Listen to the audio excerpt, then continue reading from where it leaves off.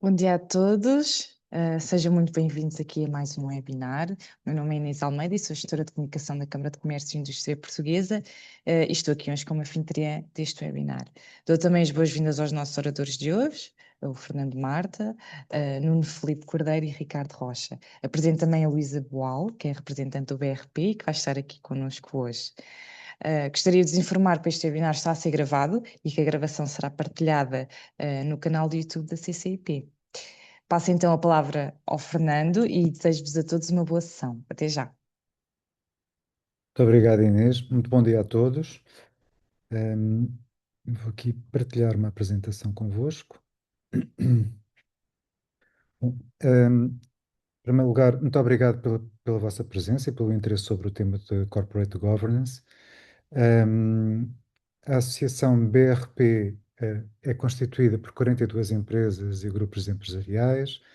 Tem um propósito comum que é acelerar o crescimento social e económico para garantir um país mais próspero e justo. Aqui consegue encontrar todos os associados que estão envolvidos na Associação Business Roundtable Portugal. Como veem, são grandes empresas e grupos económicos nacionais. Uh, Todas estas empresas são representadas no seu plenário pelos seus líderes, portanto, pelos CEOs e chairpersons das várias empresas. São tudo figuras conhecidas no mercado, com provas dadas e comprometidos com o desenvolvimento do nosso país.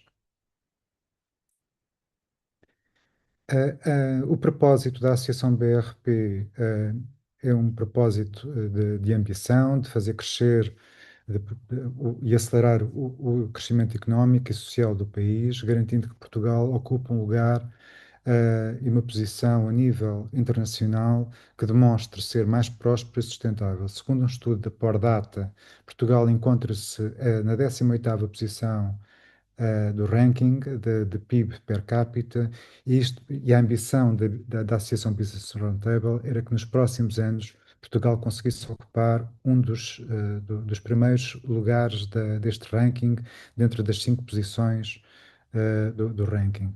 O propósito é que Portugal pode e deve ser muito melhor.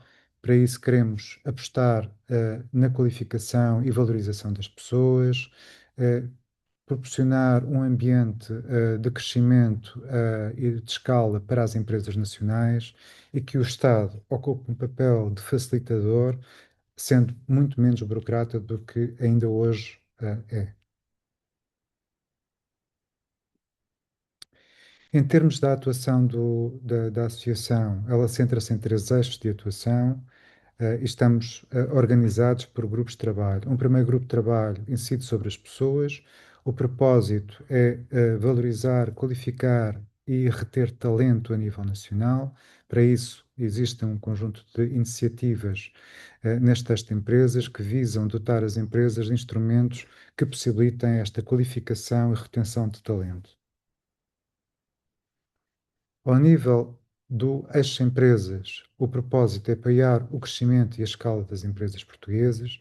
Para isso também, e hoje será o objeto desta webinar, que é a apresentação do programa Metamorfose, com instrumentos que visam dotar as empresas de um programa de corporate governance que possibilitará acompanhar o seu crescimento ao nível económico e de gestão.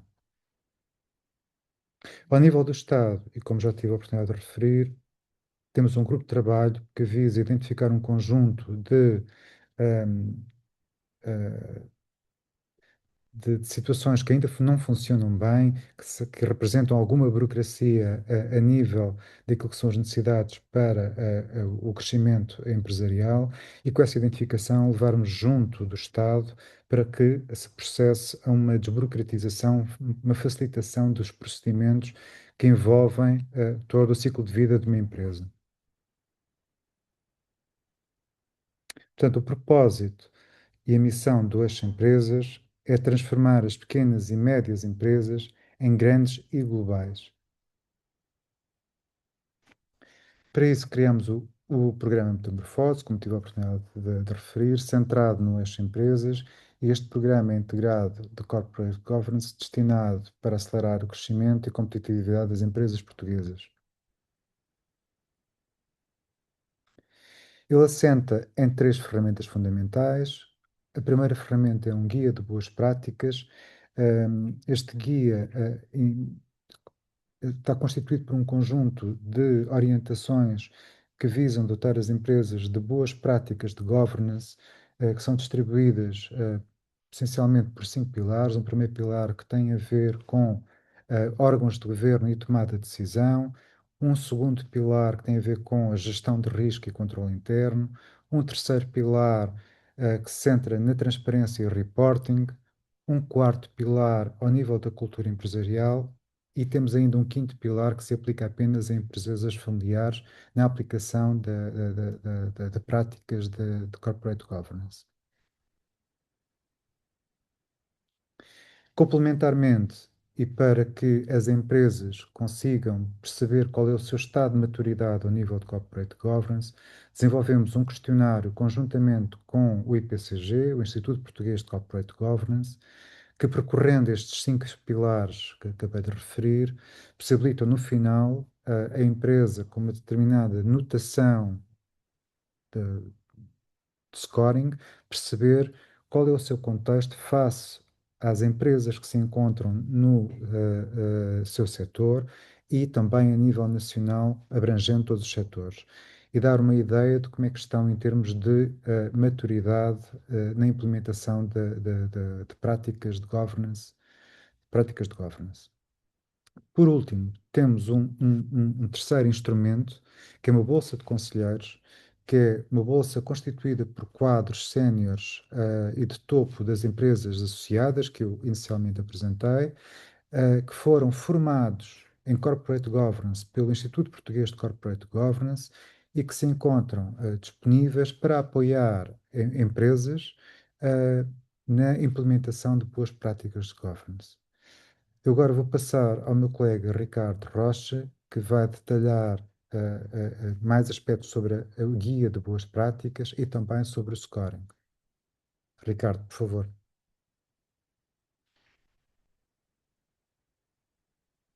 Ups, desculpe. Bom dia a todos. Obrigado, Fernando. O meu nome é Ricardo Rocha, eu sou responsável pela área, pelo Centro de Serviços Partilhados do Grupo Sonei. Antes disso, e quando participei na gênese do BRP e em todo o desenvolvimento daquilo que é hoje o programa Metamorfose. Tanto como o Fernando explicou, eu creio que já estão a ver o meu ecrã. Já estão a ver, certo? Já. Portanto, entrando no site da Associação Business Roundtable, portanto em abrp.pt, no canto superior direito encontram o link direto para o programa Metamorfose, que eu vou passar a mostrar. Portanto, nós no site, um dos primeiros objetivos é explicar melhor e desconstruir aquilo que é o corporate governance, portanto, desmistificar a ideia de que o corporate governance é algo que é exclusivo das grandes empresas, de empresas cotadas, etc. Claramente isso não é um mito, porque a evidência também nos mostra, e há inclusivamente estudos que demonstram que um bom governance tem efetivamente impacto direto e a longo prazo naquilo que é o desempenho financeiro e operacional das empresas, seja em termos de rentabilidade, seja em termos de cash flow, seja de geração de liquidez, de resiliência, etc.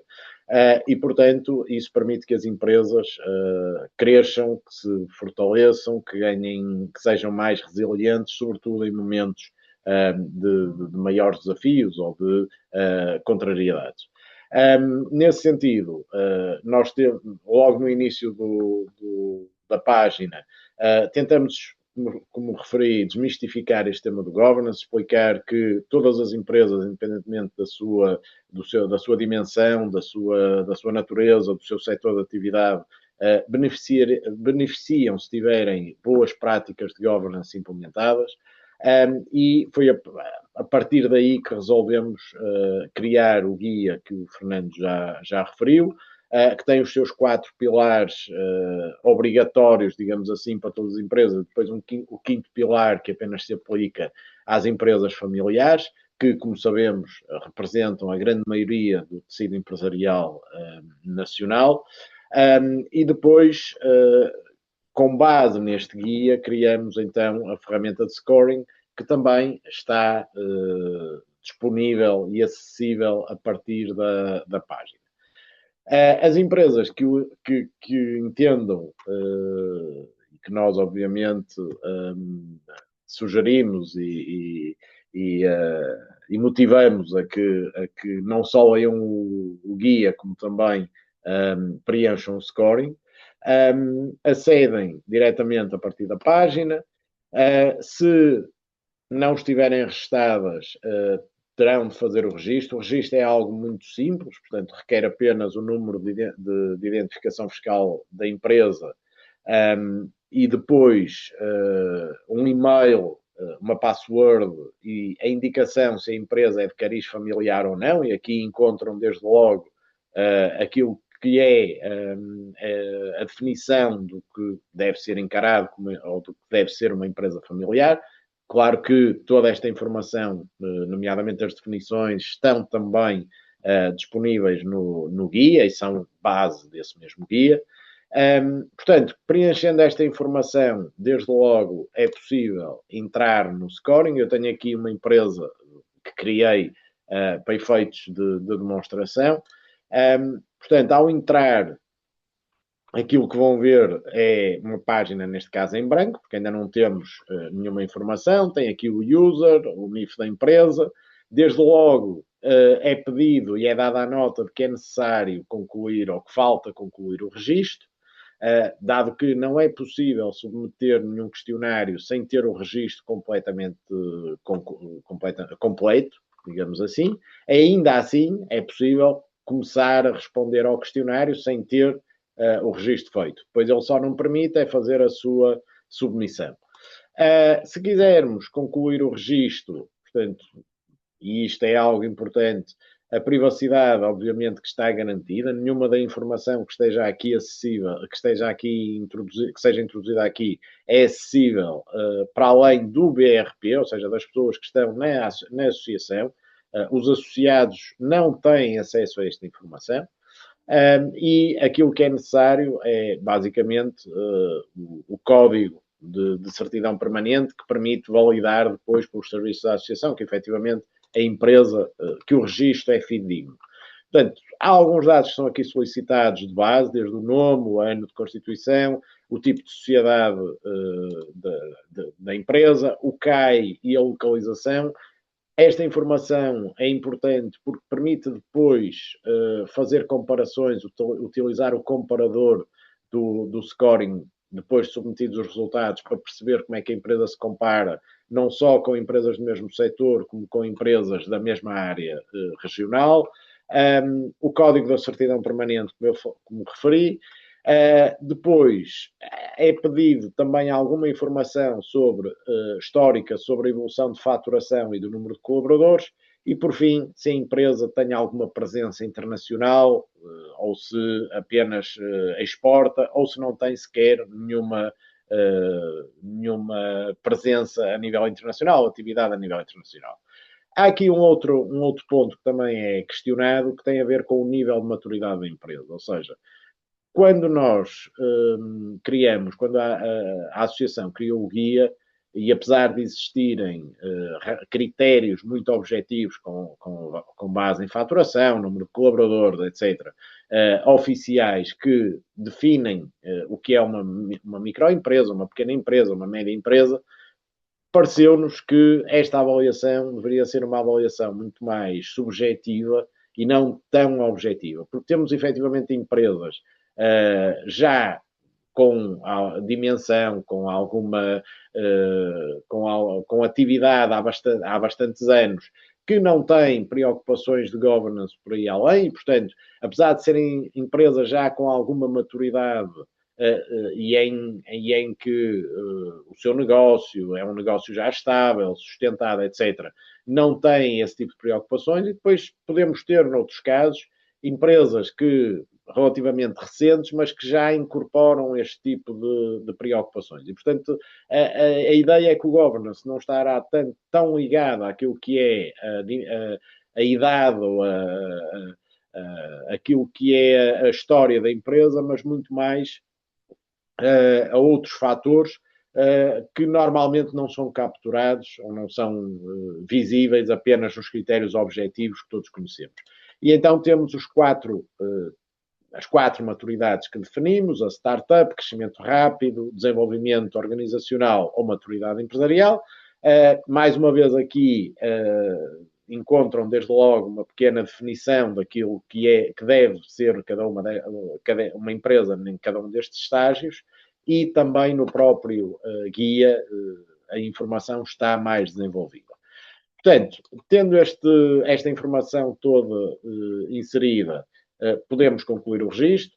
Esta informação, apesar de ser completamente anónima, ou seja, no sentido de que, mais do que não é anónima, é confidencial, a informação que, para todos os efeitos, está disponível de forma relativamente simples, porque faturação e número de colaboradores é informação que é obrigatória nos relatórios e contas que são depositados, por exemplo, nas conservatórias, e, portanto, é fácil, é relativamente simples encontrar esta informação em bases de dados como a InformaDB e outras similares. Portanto, não estamos a pedir informação que seja extremamente sensível.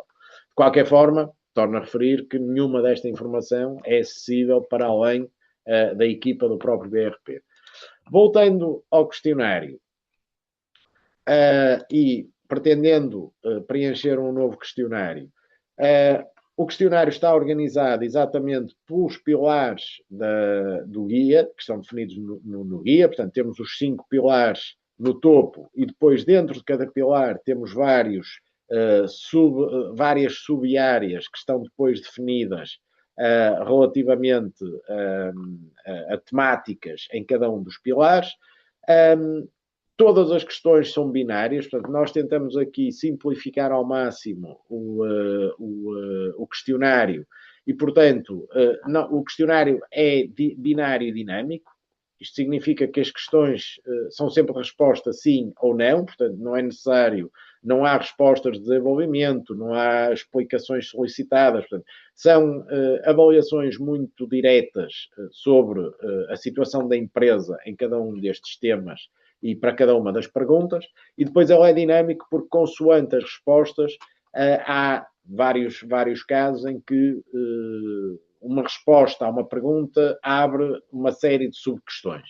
Por exemplo, neste caso, relativamente aos órgãos de governo e tomada de decisão, nós podemos ir respondendo. O questionário guarda, portanto, não é necessário estar preocupado a fazer a gravação do status. Sempre que é respondida a uma questão, ele grava automaticamente. Temos, desde logo, a visibilidade sobre o estado de cada uma das sub-áreas e de cada um dos pilares. Neste caso, já comecei a preencher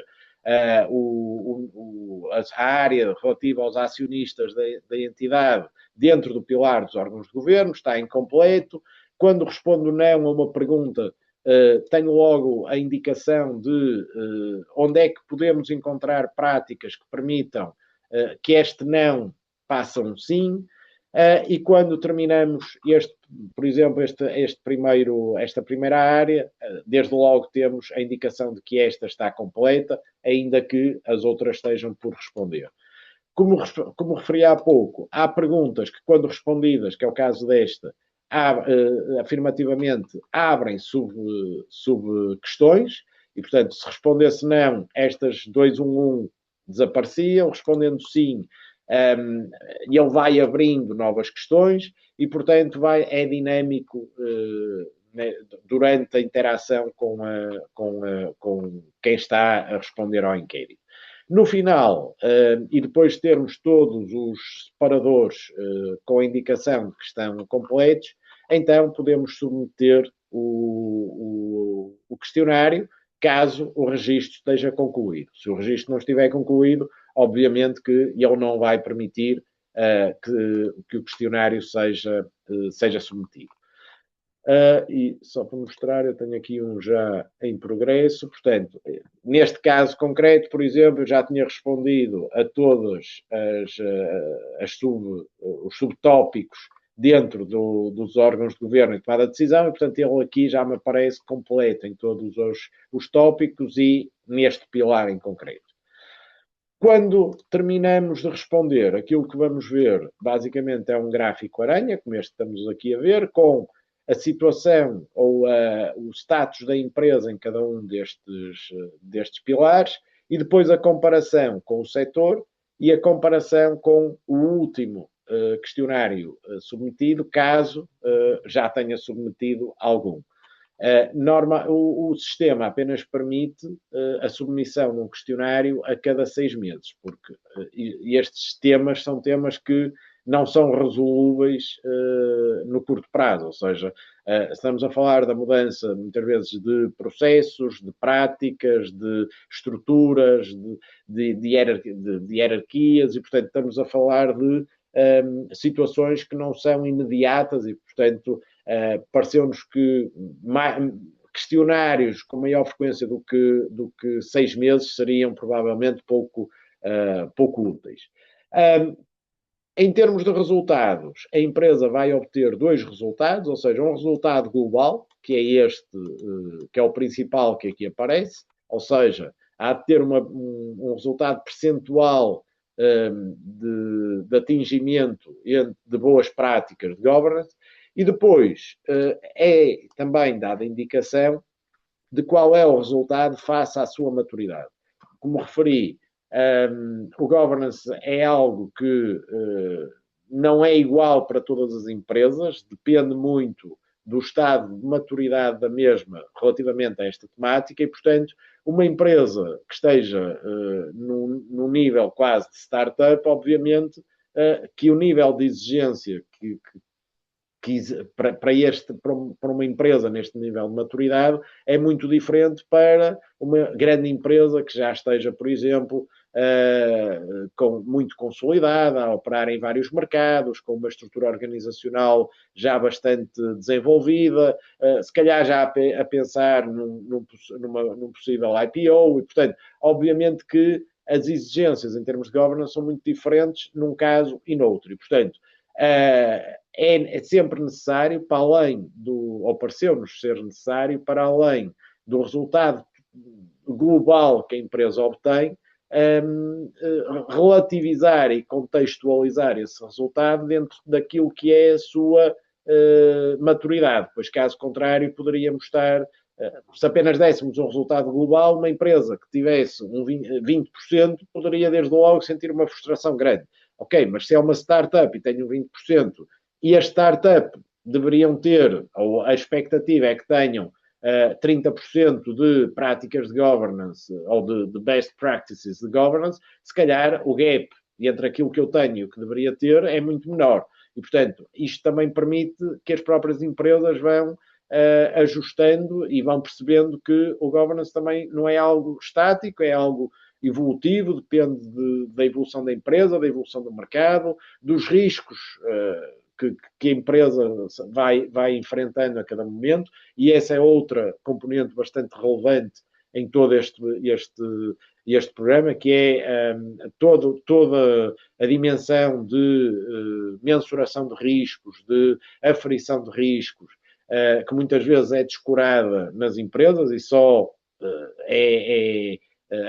e só é olhada quando efetivamente as situações acontecem, e, portanto, este é o resultado final que a empresa obtém.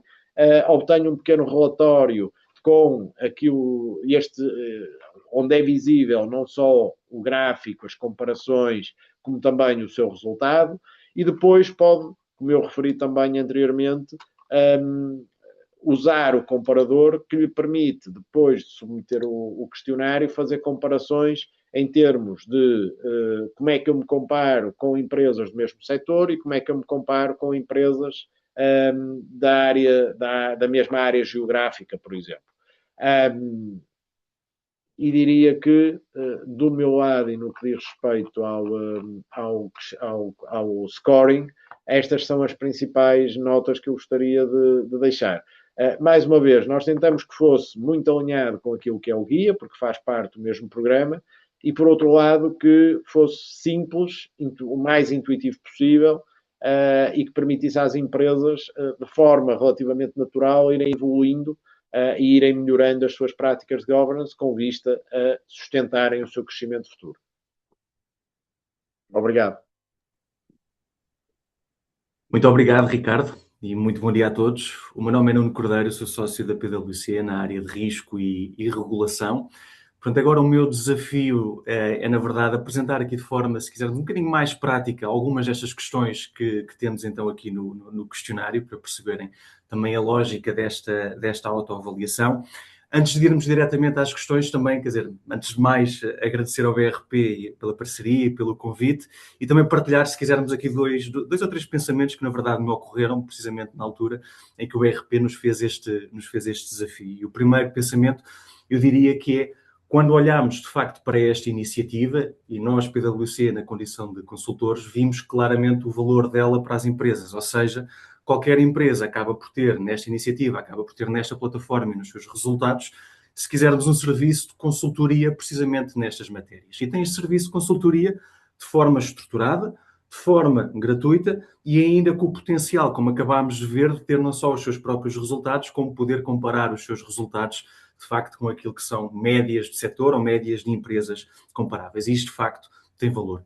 Segundo pensamento, ou segunda linha de pensamento, olharmos de facto para as questões do governance, e quer dizer, já tivemos aqui, vamos dizer, algumas chamadas de atenção de facto para a importância do governance.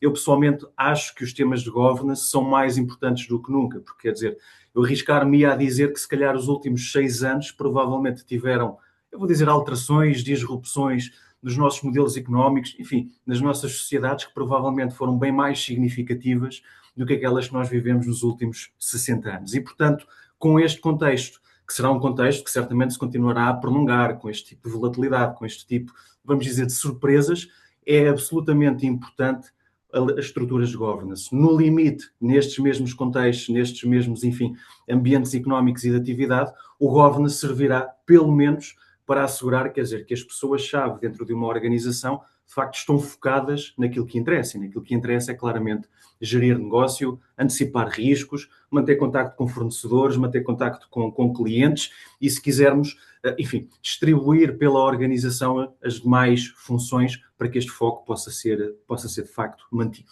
Depois podemos pensar, bom, mas quer dizer, isto é apenas uma lógica de framework, é apenas, enfim, um modelo mais organizacional, mais ligado para a gestão. Há aqui, de facto, valor prático. Eu julgo que é muito fácil trazermos exemplos que tragam, de facto, o valor prático destas questões. Há um que é óbvio, nomeadamente ao nível dos modelos de negócio ou das empresas mais familiares, quer dizer, todos percebemos que se não houver esta estrutura, esta organização, esta lógica de governo interno e de controle interno, de facto, passar o negócio, passar, enfim, a empresa para as próximas gerações, assegurar uma boa sucessão, é sempre um desafio. Eu julgo que este é capaz de ser, se quisermos neste contexto, o exemplo mais generalizado. Temos depois, se quisermos exemplos um pouco mais materiais, pelo menos de um ponto de vista financeiro. Basta pensarmos nos momentos em que precisamos de aceder a capital, nomeadamente a capital junto da banca. Sabemos que temos um rating, portanto, que é atribuído a qualquer empresa. Se nos perguntarem, bom, mas quer dizer, os temas de governance são assim tão materiais no rating? Provavelmente não são os temas de governance que, enfim, dão a maior ponderância naquilo que é a avaliação do rating, mas provavelmente 10 a 15% de uma avaliação de rating de uma empresa vem efetivamente, de facto, do governance. E podemos pensar que são só 10 ou 15%, mas a realidade é que, se quisermos haver algum desafio nas outras variáveis, haver alguma limitação em termos das outras dimensões de análise, de facto, o governance pode fazer diferença. E como é que ele faz diferença? Pensemos, de facto, nos temas de sucessão, pensemos nos temas de controle interno, pensemos na qualidade da informação que a empresa é capaz de demonstrar para conseguir ter esta boa avaliação em matéria de governance. Pensemos, se quisermos, numa perspectiva um bocadinho mais estratégica, temas de concentração de fornecedores, temas de concentração de clientes, são claramente questões que num bom governance são trabalhadas, com a ausência de um bom governance, ou se quisermos, com uma profissionalização da gestão de toda a organização, acabam por, se quisermos, não estar tão bem sistematizadas e contribuem, às vezes, para algumas penalizações neste contexto.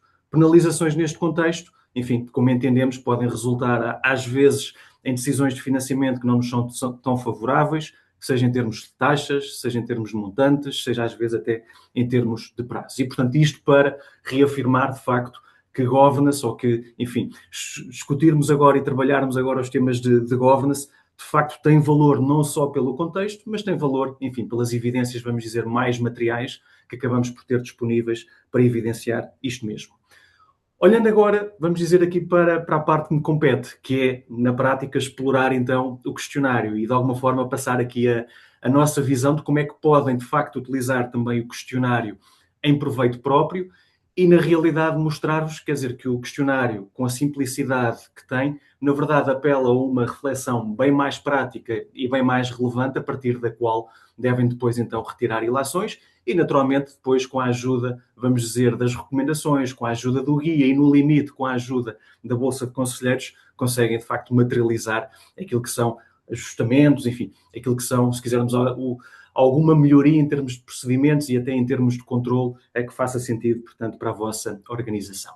Como é que então podemos ver isto? Portanto, basicamente, aquilo que eu vou fazer vai ser selecionar aqui 2 pilares, portanto, aqui do modelo de avaliação do governance. Vamos nos focar no primeiro, portanto, no tema de órgãos de governo e tomada de decisão. Quando olhamos para este primeiro, portanto, percebemos que ele depois tem aqui 5 camadas adicionais, portanto, acionistas, órgãos de gestão e fiscalização, conselheiros, tomada de decisão, por aí adiante. Vamos abrir, por exemplo, o segundo, e dentro do segundo, portanto, podemos ver o tipo de questões que são apresentadas. Vamos olhar ali para a primeira questão, portanto, a 2.1, que diz, ou que questiona se de facto a empresa tem uma equipa de gestão corrente, claramente identificada. O que é que aqui isto nos pode levar a refletir? Pode nos levar a refletir, ou pode nos levar, de facto, a olhar para a nossa organização e entender que, quer dizer, o nível de organização que temos acaba por consolidar no mesmo responsável, enfim, uma série de tarefas. Temos alguém que é responsável por acompanhar as operações, por acompanhar clientes, por acompanhar a parte financeira. Se calhar, vamos dizer, até pode estar tudo bem, porque até é a pessoa a quem reconhecemos as competências para ter, de facto, o nível de ligação com todos estes sistemas, mas há claramente, vamos dizer, um lado mais negativo, um lado mais limitativo, assim é que de facto essa pessoa, no final do dia, o tempo que acaba por ter para se dedicar verdadeiramente a cada um dos temas, efetivamente não é se calhar o tempo ideal para que os possa exercer em condições. Isto quer dizer o quê? Bom, isto quer dizer que haver uma estrutura de gestão em que cada um tem de facto as suas responsabilidades. Por um lado, eu vou dizer, dá maior agilidade e que, portanto, não podemos ter aqui, ou evitamos ter aqui algumas condicionantes pelo facto da pessoa estar ocupada com um tema, não conseguir responder a outro. Por outro lado, de facto, permite ter uma maior dedicação, permite que aquelas que são as pessoas-chave, ao nível da gerência, ao nível, se quisermos, da gestão, enfim, mais operacional, de facto, possam estar focadas naquilo que é o seu papel ou naquilo que fazem melhor.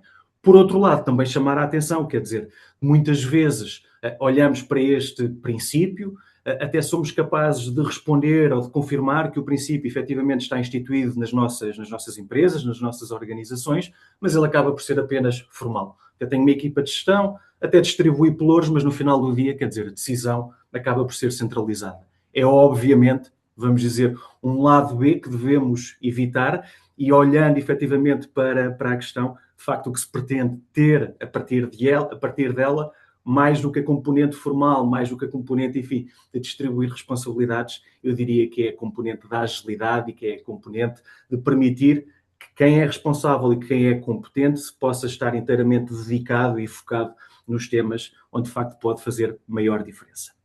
E este é um exemplo, portanto, como é que a partir de uma questão, esta 2.1, em que a resposta, como em todas, é apenas sim ou não, se apela de alguma forma, vamos dizer aqui, a algum tipo de análise interna e o tipo, se quisermos, de variáveis que podem ser tidas nesta análise interna e acho que facilmente percebemos o real valor que desta mesma análise vem. Avançando para outra camada, olhando ali, por exemplo, para o tema da tomada de decisão e selecionando, por exemplo, a questão 4.2, que basicamente levanta ao ponto de se existe uma matriz formal de tomada de decisão que defina quem decida e o que pode decidir. Fazendo o mesmo exercício que fizemos, portanto, na questão anterior, eu acho que basicamente, quer dizer, todos entendemos que quem compromete a empresa num tema, se calhar não tem que necessariamente comprometer a empresa em todos os temas. Quer dizer, por um lado, até podemos assumir, quer dizer, que enfim, dar uma ordem de pagamento a um fornecedor não faz sentido que esteja centralizado num único responsável, ou que tenhamos, enfim, um responsável na empresa que acumula, enfim, todo este tipo de decisões. Por outro lado, também facilmente reconhecemos que se calhar até delegamos, vamos dizer, este tipo de questões, enfim, mais operacionais, mais relacionadas com o dia-a-dia, mas também facilmente compreendemos, quer dizer, que assinar um contrato que compromete uma empresa, seja, por exemplo, ao nível, enfim, de um financiamento, seja ao nível, enfim, de algum compromisso, até mais público ou até relacionado com temas do Estado, não pode, obviamente, ser uma responsabilidade ou ser um poder de decisão que está distribuído, portanto, na organização, sem se saber exatamente quem é que está, de facto, a tomar esse tipo de decisões. Isto são alguns exemplos práticos, vamos dizer, de algumas limitações que, de facto, esta questão nos apelava a reconhecer. Como no ponto anterior, há novamente, vamos dizer, um lado B da questão, que é dizermos, muito bem, até podemos ter uma matriz formal, até podemos ter, enfim, vamos dizer, tudo muito bem distribuído e até entendemos que por aquela distribuição promovemos a agilidade da decisão e promovemos, se quisermos, a agilidade no funcionamento da nossa organização. Obviamente que neste lado B também temos que apelar a que haja um mínimo de controle, quer dizer, tem que haver alguma centralização das decisões que são tomadas, das participações que estas pessoas efetivamente estão a ter em algum momento de decisão, em algum momento de compromisso para a empresa. E, portanto, aqui a boa prática é, de facto, a delegação de poderes de decisão, uma delegação de poderes que seja, vamos dizer, hierarquizada, no sentido de deixar as decisões mais importantes para, de facto, quem tem essa visão transversal e em rigor, essa responsabilidade transversal sobre a organização, delegar necessariamente temas mais operacionais, por uma questão de eficiência, por uma questão de normal funcionamento da empresa, mas manter, obviamente, o controle sobre a aplicação dessa matriz de decisão para sabermos a todo o momento o que é que foi decidido e como é que a empresa se comprometeu. Muito importante também manter esta matriz de decisão ou de alocação de poderes de decisão minimamente atualizada, porque sabemos, quer dizer, que as organizações, ou que a composição das organizações muda, temos pessoas a sair, temos pessoas a entrar, é muito importante, quer dizer, se dei a um determinado dirigente, a um determinado elemento da minha estrutura, poderes para poder decidir junto do banco, quer dizer, se ele abandona a estrutura, se ele abandona a empresa, que eu consiga atualizar de imediato e suspender esses mesmos poderes de decisão. Prosseguindo, aqui neste nosso primeiro pilar, portanto, os órgãos de governo e tomada de decisão, sugeria olharmos ainda aqui para o tema do planeamento de recursos humanos e de sucessão e, portanto, e vermos que quando selecionamos aqui do lado esquerdo, temos acesso a 4 questões, e exatamente na mesma lógica das anteriores. Por exemplo, vamos olhar ali para a 5.2, em que levantamos o ponto de se a empresa tem planos de contingência para a substituição de pessoas-chave da gestão e do negócio. Eu diria que muito em linha com os princípios anteriores, conseguimos continuar esta mesma discussão, quer dizer, eu se tenho uma visita de um cliente à fábrica, se eu tenho uma auditoria de qualidade, se eu tenho uma auditoria em matéria de higiene e segurança no trabalho, é muito importante que eu, por um lado, tenha as pessoas identificadas que são capazes de conduzir, são capazes de gerir esses mesmos temas, por outro lado, também seja capaz de assegurar que essas pessoas, pelo menos, têm uma segunda linha que está minimamente capacitada para as substituir por motivos de ausência pessoal, ausência profissional, o que quer que seja. E, portanto, quando olhamos, de facto, ali para o 5.2, o objetivo é exatamente este, é conseguirmos fazer um diagnóstico na nossa organização, percebermos exatamente quais é que são as áreas-chave, dentro dessas áreas-chave, e que podem ser, como eu dizia, enfim, as operações, podem ser as finanças, enfim, pode ser qualquer aspecto mais administrativo,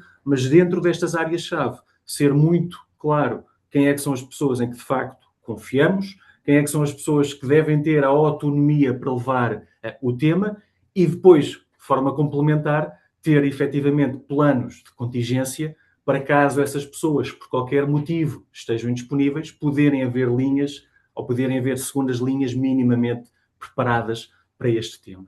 Lado B desta questão, muitas vezes até temos as segundas linhas, até temos, enfim, vamos dizer, esta identificação, se não for formal, pelo menos nas nossas cabeças, bem estruturada, não proporcionamos a essas segundas linhas a responsabilidade de elas estarem preparadas para de facto exercerem, enfim, para de facto poderem substituir, vamos dizer, o primeiro responsável em caso da sua ausência. E, portanto, haver, vamos dizer, este diagnóstico, haver a designação de quem é que são estas pessoas, haver a preparação de quem é que é o substituto, de quem é que a pode, enfim, complementar em qualquer motivo ou por qualquer motivo de indisponibilidade, é altamente crítico, bem assim como assegurar a preparação, de facto, de quem faz essa, ou de quem deve assegurar, na verdade, essa mesma substituição.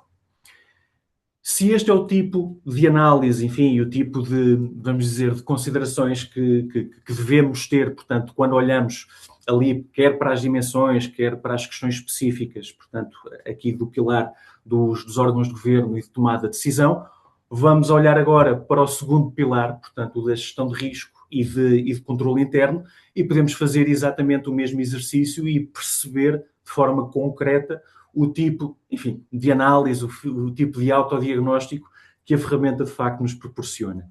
Por exemplo, olhando ali para o ponto 1.3, em que se levanta a questão se os sistemas de IT estão devidamente certificados e licenciados, eu acho que é muito, vamos dizer, muito fácil para todos nós percebermos a relevância da questão. Basta olharmos, por exemplo, para algumas notícias que têm vindo a público, de investigações judiciais que têm existido, porque havia um conjunto de empresas que, enfim, estavam a usar softwares que não estavam licenciados. É uma possível contingência que vem daí.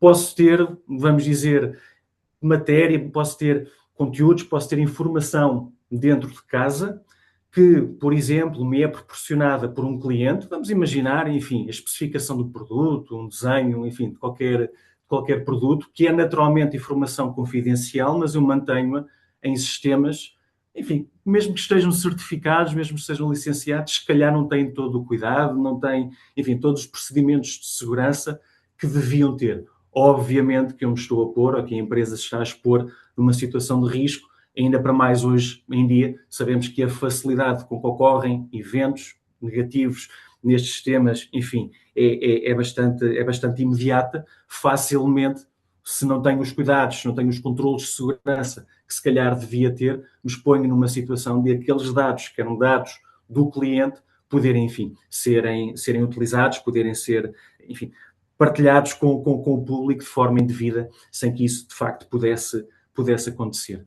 Por outro lado, questões como sabermos que, enfim, temos em determinada base de dados, temos em determinado sistema, aquilo que é o mais essencial para as operações da empresa, onde temos informação financeira, onde temos informação, de facto, operacional, mas depois não temos, vamos dizer, aquilo que são salvaguardas mínimas em termos de controle de acessos, sejam internos, sejam externos. Não me é possível aceder ou verificar se houve alguém a aceder àquela informação e de alguma forma, fosse com bons ou com maus propósitos, mas de alguma forma a tivesse alterado. Obviamente que é um risco, porque estou a colocar em causa, nesta economia digital, provavelmente parte dos bens que são mais importantes para qualquer modelo de negócio. E, portanto, aqui, a partir desta questão, efetivamente o tipo de análise que somos chamados a fazer é basicamente olharmos para a nossa estrutura, percebermos se de facto temos os nossos ativos informáticos desde logo identificados, se eles estão identificados no respectivo inventário, se temos a certeza que a respectiva certificação e licenciamento está a acontecer, se há updates que têm que ser feitos, é um tema importante que conseguimos garantir esses updates e que a coisa não ficou há 2 ou 3 anos lá atrás e que, portanto, já desde essa altura que não recebemos, portanto, novas atualizações.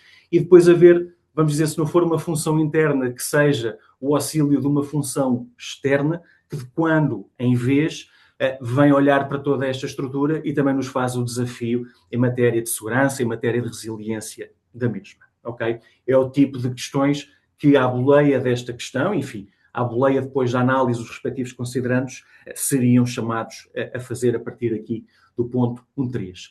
Olhando para o seguinte, ponto 1.4, o tema dos planos de contingência que permitam garantir a continuidade das atividades e a recuperação de dados em caso de necessidade. Bom, eu diria que, infelizmente, temos até alguns exemplos bastante recentes que nos ajudam, na verdade, a dar valor a esta questão, não é? Recordemos, antes assim, aquilo que aconteceu no início deste ano na zona centro do país. em que no final de um mês houve uma série de empresas que, mais ou menos 27, 28, ficaram, enfim, com as instalações, ficaram com o acesso dos funcionários, enfim, ficaram com evidentes limitações na capacidade de desenvolver a sua atividade. Numa altura em que, se calhar, havia salários para pagar, havia faturas para confirmar e, provavelmente, também para liquidar. Houve situações em que, enfim, a destruição nos armazéns, a instalação nos pavilhões deixou o equipamento efetivamente exposto ao tempo. Qual é que é aqui o ponto? O ponto é, se isto nos acontecer, como é que nos organizamos para dar resposta? Quer dizer, quem é que assegura o mínimo de contacto com fornecedores para, enfim, ter que gerir a situação de outra maneira? Se houver ainda uma parte de processamento salarial que tem que ser feito, como é que ele pode ocorrer? Considerando que não conseguimos aceder às instalações, considerando que não conseguimos aceder aos sistemas. É o tipo de análise que aqui, de facto, vamos dizer, se apela a fazer. Não tem que ser visto apenas, obviamente, numa lógica física, deste tipo de impactos, acaba por nos permitir transportar, enfim, vou dizer, este contexto para outros que são bem variados face a este. Vamos imaginar numa outra situação em que a empresa tem o azar, enfim, de em determinado dia de manhã, ter o seu nome num site de notícias, ter o seu nome num jornal regional, em que vem a notícia que, de facto, a empresa foi envolvida em investigações sobre temas fiscais. A pergunta é, quer dizer, quem é que comunica, quem é que esclarece a situação? Diz exatamente o quê? Vamos correr o risco de ter várias vozes a falar sobre o mesmo tema?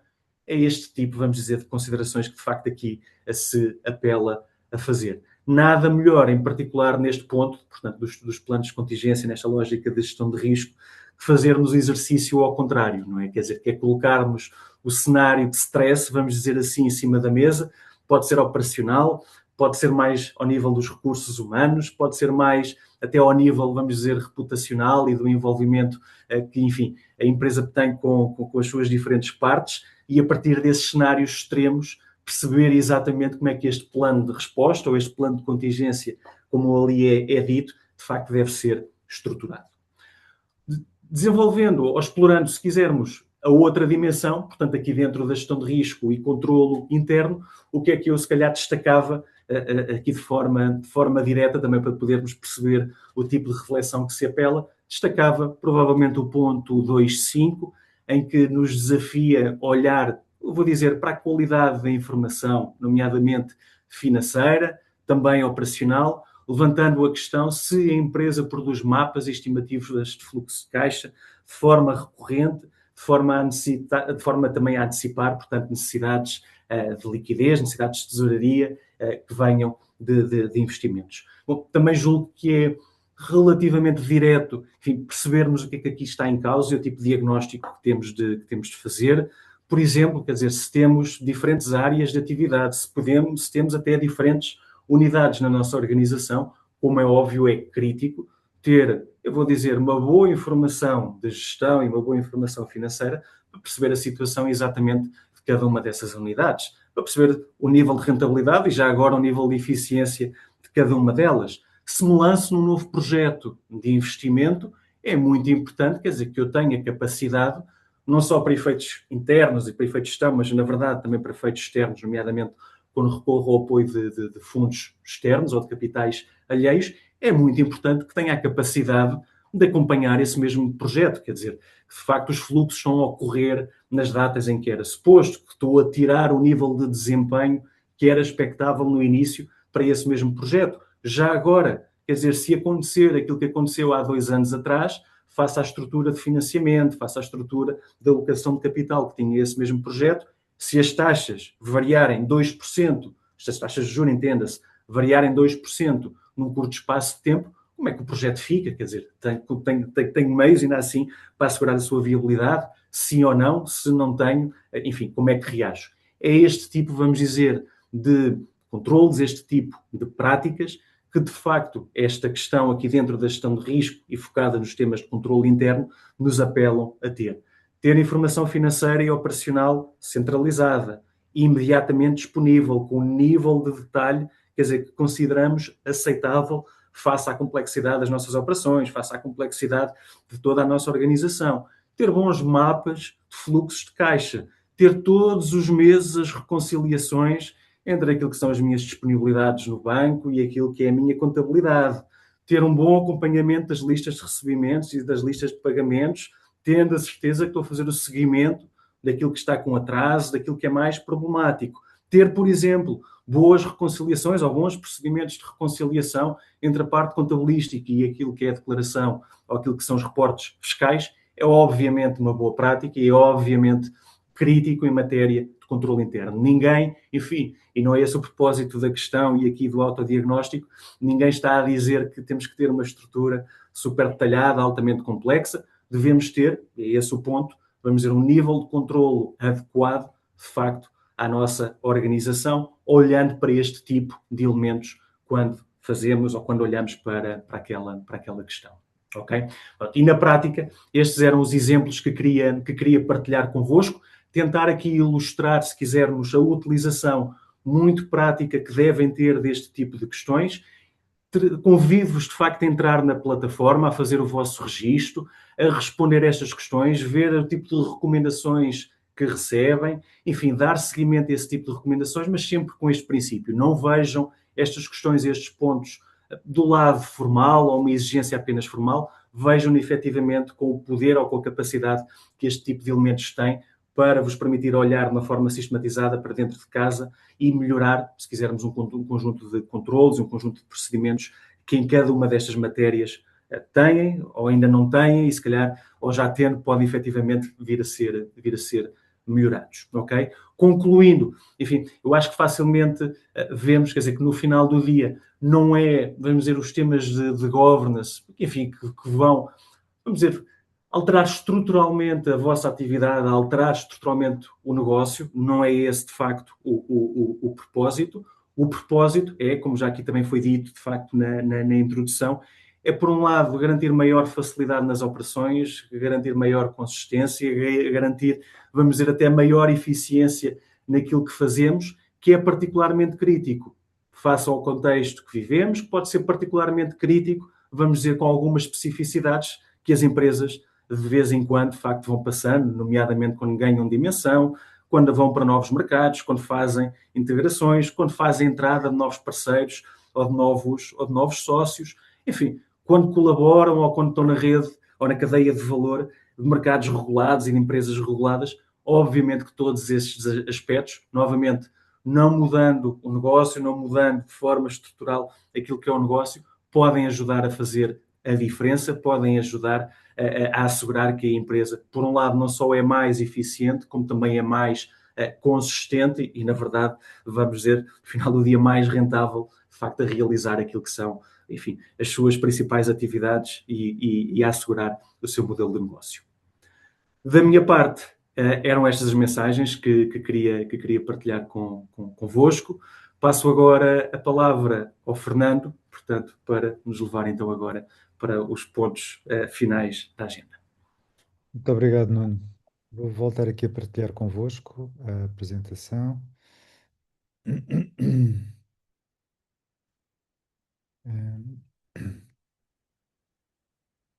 Retomando aqui as três ferramentas, passando agora para o último instrumento que nós temos, a última ferramenta, que é a Bolsa de Conselheiros.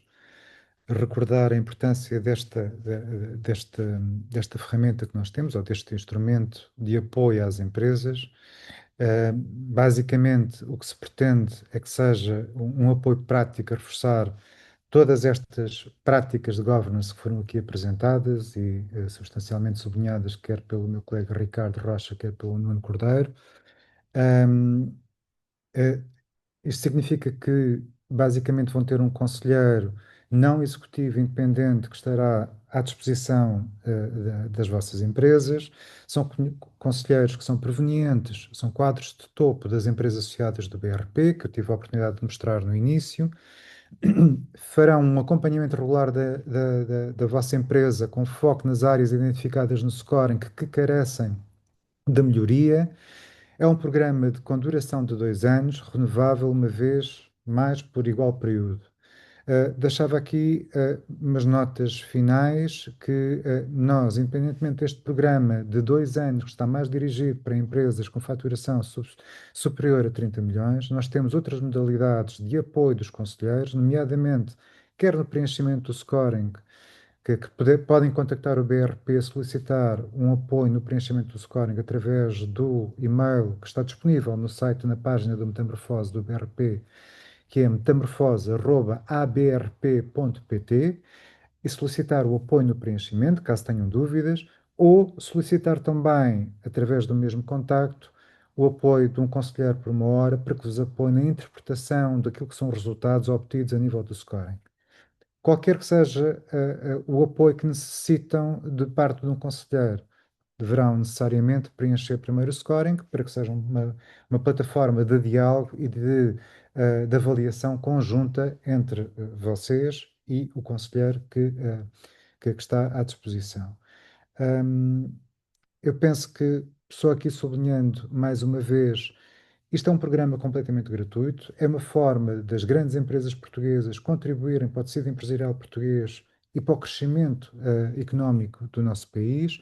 Portanto, aqui só me resta dizer, por favor, usem, contactem-nos e disponham destas ferramentas que penso que são extremamente úteis para o vosso crescimento empresarial. Eu passaria agora provavelmente à Inês ou à Luísa. Não sei se há questões para nós podermos ainda, num momento final, esclarecer alguma questão que haja. Sim, obrigada, Fernando, que o chat está aberto a todos os nossos participantes, caso queiram deixar aqui alguma pergunta aos nossos oradores e à Luísa, que também possa ajudar aqui. Sei que já tivemos aqui um elogio aqui da Maria Santos, que gostou muito aqui da vossa apresentação, e que diz aspectos muito relevantes referidos pelos oradores para aumentar a resiliência da geração de cash flow pelas nossas empresas. Bem-aja pela divulgação. Também perguntaram relativamente à gravação. Sim, a gravação será disponibilizada a todas as pessoas que deram autorização para receber comunicação por parte da CCIP. Caso não se lembram se terem essa comunicação, podem sempre enviar um e-mail para marketing@ccip.pt, que irei partilhar convosco o link. Agora, já temos aqui outra pergunta do Miguel, se calhar aqui a Luísa ou um dos nossos oradores é o mais indicado para... Bom dia a todos. Antes de mais, obrigado pela vossa disponibilidade para fazerem a reflexão do que é o governo das sociedades. Às vezes é necessário termos estes momentos para refletirmos sobre aquilo que é importante e não sobre aquilo que é urgente, e é essa urgência que todos os dias somos convocados pela nossa organização para satisfazer.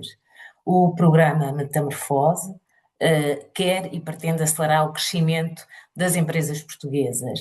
Relativamente a todo o detalhe que está no programa, está disponível na plataforma online, que podem aceder através do site do BRP, e também lá contém os contactos. Esses contactos e esses e-mails vão ser geridos por mim diretamente. Portanto, estou disponível, fazemos ou uma call ou respondermos também por e-mail ou outro formato que seja conveniente.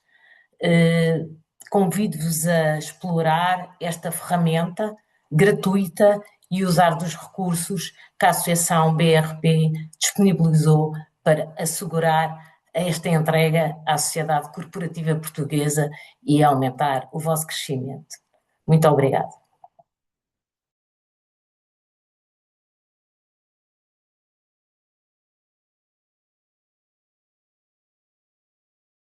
Inês está mute. Peço desculpa. Não sei se quer aqui alguma questão, se não também estas questões, eu deixei aqui um link no início da gravação com o acesso aqui ao site da BRP e da Metamorfose, e também o e-mail da Metamorfose para deixarem estas perguntas para serem melhor esclarecidas, porque também já estamos aqui a terminar o nosso tempo. Mais uma vez, sim, a gravação vai ser disponibilizada no canal do YouTube da CCIP e vou enviá-la a todos que deram autorização para receber comunicação nossa. Acho que podemos encerrar assim. Luísa, nossos oradores, muito obrigada por serem cá estado hoje, foi um prazer. Muito obrigadas a todos os participantes que estiveram desse lado connosco hoje. E pronto, convido-vos a acompanhar outros webinars e iniciativas da CCP, continuar aqui a acompanhar a BRP e a Metamorfose. E pronto, muito obrigada por esta manhã, por esta apresentação. Terminamos assim o nosso webinar de hoje. Obrigada e bom dia. Bom dia. Bom dia, obrigado. Muito obrigado, bom dia.